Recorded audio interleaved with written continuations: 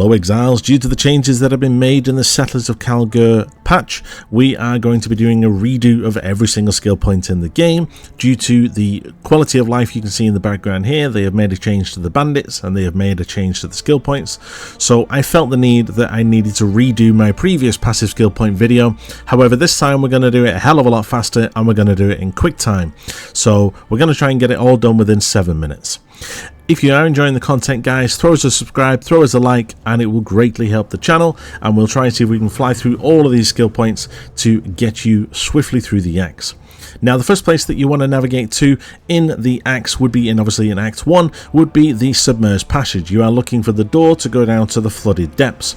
Down there, you are then looking for the Dweller of the Deep, who is now contained within an essence.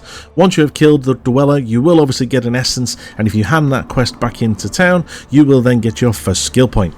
Second skill point is now at the ship graveyard. You want to head to the ship graveyard cave. You will need to go downstairs here. You want to navigate to the oil flame, which will be navigated downstairs in here. Once you've got the oil flame, if you then enter and exit through the door, you will then get straight out to Fairgraves. Once you've killed Fairgraves, you will then be able to get your next skill point back in town. After this, we are then jumping to Act 2 in the Western Forest, where you then have to kill these legionnaires at the bottom of the road. You then pick up this seal and you put it in the wall. You will then need to navigate back to Act 1 to get that skill point. Whilst you're in the Western Forest, you might as well do the bandits quest, which is then killing Alira, unless you want to help her. That's entirely up to you. Kill Oak in the wetlands, or help him, and navigate to the broken bridge to kill Caitlin. Now with Caitlin, bear in mind, obviously you are then, once you kill him, only going to get 1 skill point due to the new changes that have been implemented. After this, you then want to head to the crypt level 1 and head down to the crypt level 2. Now this is the new skill point that they have added. You want to go down, find the bishop, and you then want to pick up the golden hand. Drop that back in town, you'll get your next skill point. After this, you then want to transcend to Act 3, where you then want to go through and pick up all the busts that are in the sewers. There is 3 in total.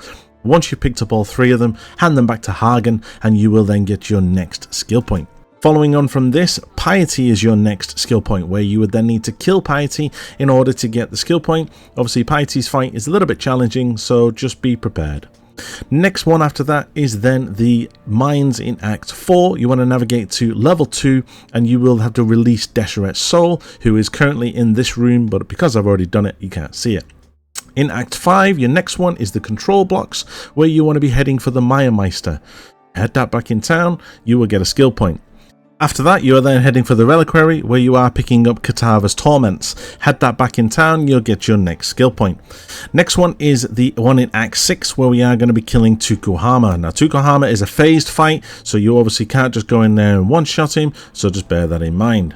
Next one is in the wetlands in Act 6, where you have to kill Reslatha. Now with Reslatha, you do need to go downstairs to kill the 3 nests, and then head back up to kill Reslatha on the top shelf. Once you kill Reslatha, you can then go and hand that in.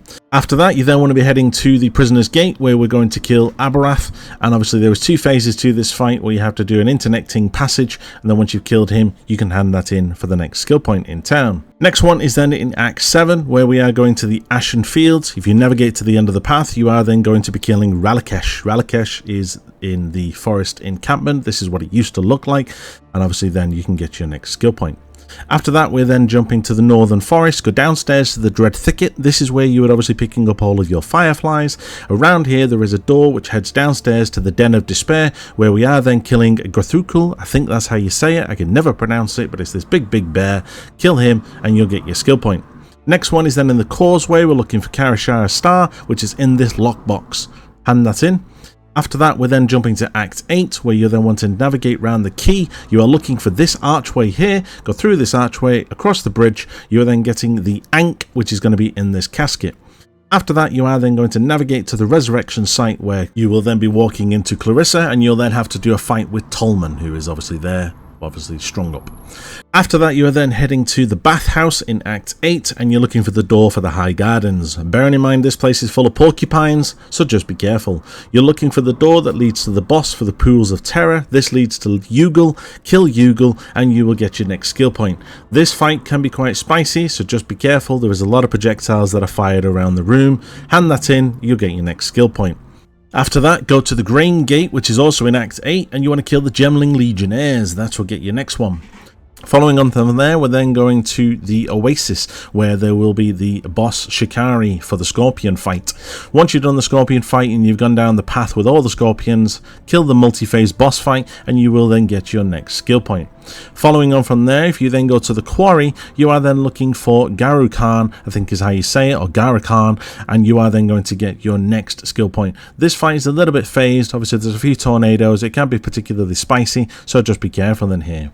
Following on from here, we're jumping to Act 10. There is then Valencia's Revenge, where we have to go to the control blocks and we have to kill him in here. Now, I think these balls are chaos, so just be careful. And then the last 2 skill points of the game, you have to navigate obviously to the Ravaged Square, get Innocence to open the door to the canals, go through the canals, go through the feeding trough, at which point at the end of the feeding trough there is a crafting recipe, don't forget. Then you have the fight with Katava. Once you've done the final fight with Katava, you will then get the final last 2 skill points of the game. If you then speak to Lani in town, you can then get those points. Now, if you are ever unsure and you think that you have not got all of your skill points, if you're ever unsure, in the global chat, if you just type in /passives, it will then show you all of your skill points and you can see if there is any zeros and if there's anything that you have missed. Other than that, guys, that is basically it. Finally managed to do it quicker than last time, and thank you for watching. I hope this has helped, and until the next video, stay sane, Exile.